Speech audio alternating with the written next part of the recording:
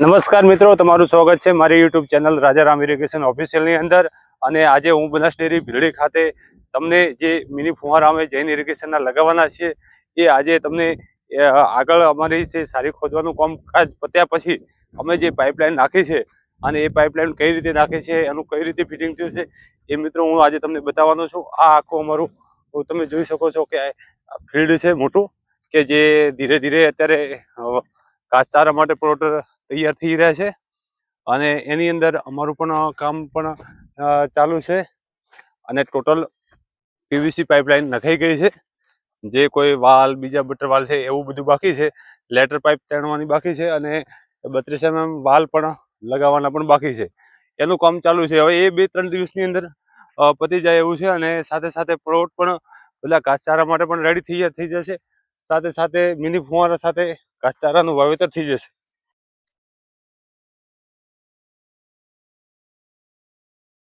મિત્રો જોઈ શકો છો કે અત્યારે જે બટરવાલ અહીંયા લગાવવામાં આવી રહ્યો છે, આ બટરવાલ અમે 2 લાઈન છે અહીંયાથી, તો 2 લાઈન માટે લગાવવામાં આવ્યો છે। આ જે બટરવાલ છે એ આ સીધી પાઇપલાઇન જશે એના માટે લગાવવામાં આવ્યો છે, કે જેથી લેટર 2 સાઈડ જશે અને 2 સાઈડના પ્લોટનું આ એક બટરવાલ કામ કરશે। અને બીજું કે જે આ બાજુ બટરવાલ એક લગાવવામાં આવ્યો છે એ બટરવાલ 2 સાઈડ પ્લોટનું કામ કરશે। એટલે કે મૂળ આ 2 બટરવાલ 4 પ્લોટની અંદરનું પિયતનું કામ કરવાના છે। ને અત્યારે મિત્રો જોઈ શકો છો કે અમારે અત્યારે સ્ટાફ ફિટિંગનું કામ ચાલુ છે પૂર જોશની અંદર, અને બધું કામ પતી જાય એ તરત એવી ગણતરી છે।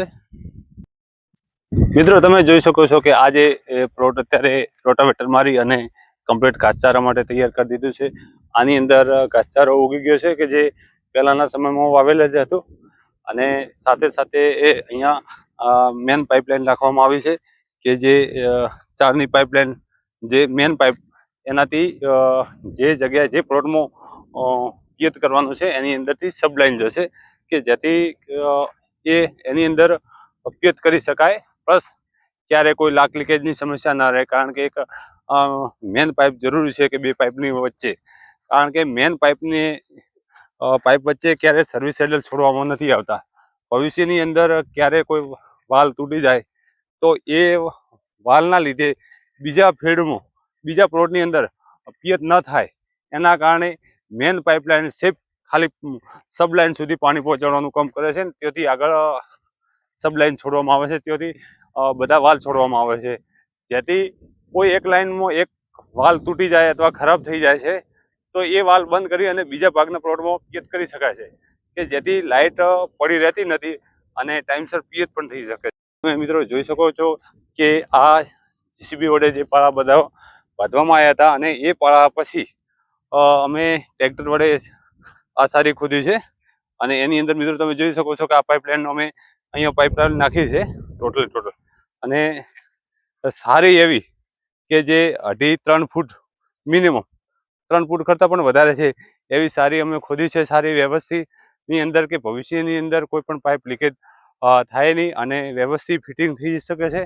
અને મિત્રો આ અત્યારે અહીંયા જે 2 પાઇપલાઇન જાય છે એની અંદર બંને બટરવાલ લગાવવામાં આવશે, જેથી અહીંયાથી કોઈ પણ એક પાઇપલાઇનને કંટ્રોલ કરી શકાય, કે એક બાજુ પાણી મૂકવું હોય અને બીજી પાણી બંધ કરવું હોય તો અહીંયા 2 વાલ લગાવવામાં આવે છે।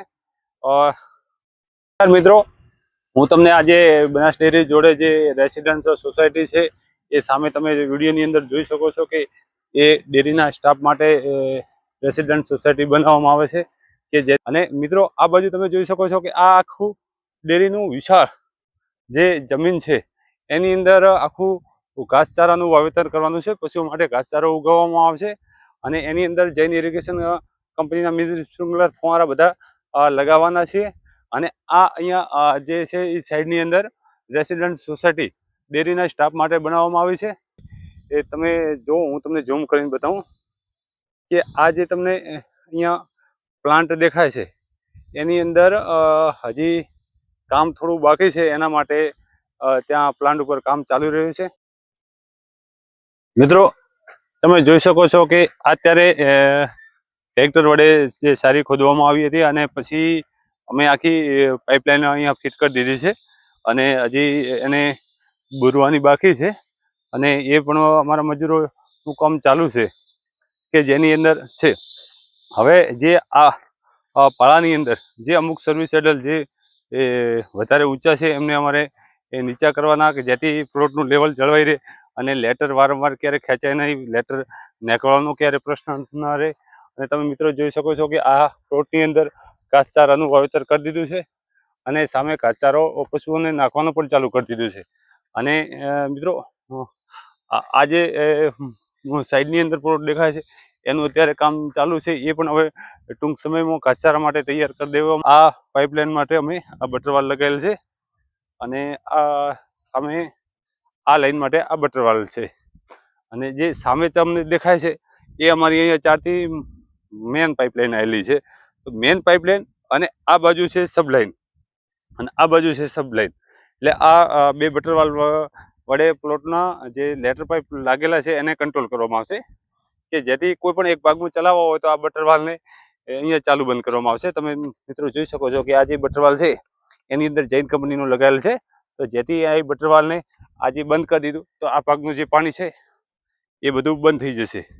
અને જ્યારે આ બટરવાલને પાછો ખોલવામાં આવશે ત્યારે આ લાઈનનું કામ આ બાજુ પાણી ચાલુ થઈ જશે અને જે સામેનો બટરવાલ દેખાય છે એ બટરવાલને બંધ કરવામાં આવશે. એટલે આ બાજુ જે બાજુ પાણી ચલાવવું હોય એ ચાલી શકાય.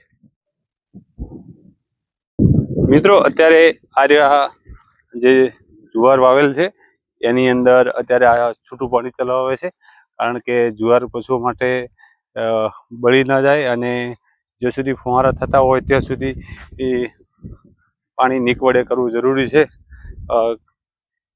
અને મિત્રો તમે જોઈ શકો છો કે આ ઘાસચારો અત્યારે જે મોટો થઈ ગયો છે તે ઢોરો માટે વાઢવાનું પણ ચાલુ કરી દીધું છે. અને અત્યારે તો આ મેન્યુઅલી પાઇપલાઇનથી પિયત કરવામાં આવે છે.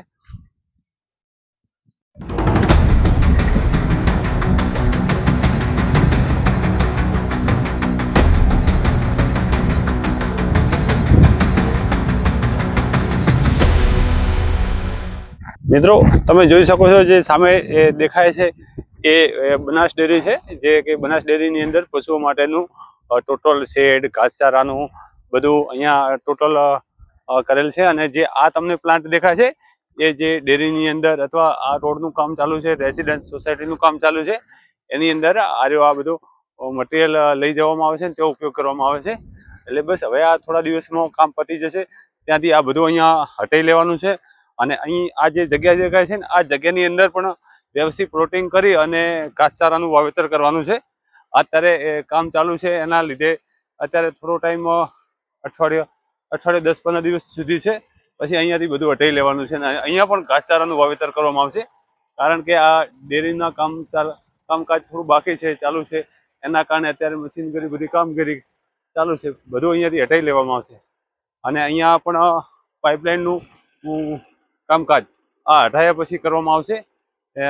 પાઇપલાઇન નાખી અને પછી પહેલાં પ્લોટિંગ તૈયાર કરવાનું છે, પછી પાઇપલાઇન નાખવામાં આવશે અને પછી અહીંયા ઘાસચારાનું વાવેતર આવશે. અને જે મિત્રો સામે દેખાય છે જે કન્ટેનર છે, જે કોઈ ઓરડી છે, એ અહીંયા બધું વસ્તુ અહીંયાથી હટાવી લેવાનું છે અને અહીંયા ટોટલ આ જગ્યાની અંદર આખો ઘાસચારાનું વાવેતર કરવાનું છે. તો મિત્રો આ હતો આજનો વ્લોગ. જો તમને આ માહિતી અને કામ ગમ્યું હોય તો વિડીયોને લાઈક કરજો, શેર કરજો. આગળ પણ હું આ પ્રોજેક્ટને અપડેટ આપતો રહીશ કે ફુવારા કેવી રીતે ફિટ થયા, ઘાસચારો કેવો ઉગ્યો. ચેનલને સબસ્ક્રાઈબ કરવાનું ભૂલતા નહીં. મળીએ છીએ આવતા વિડીયોમાં, ત્યાં સુધી આવજો મિત્રો.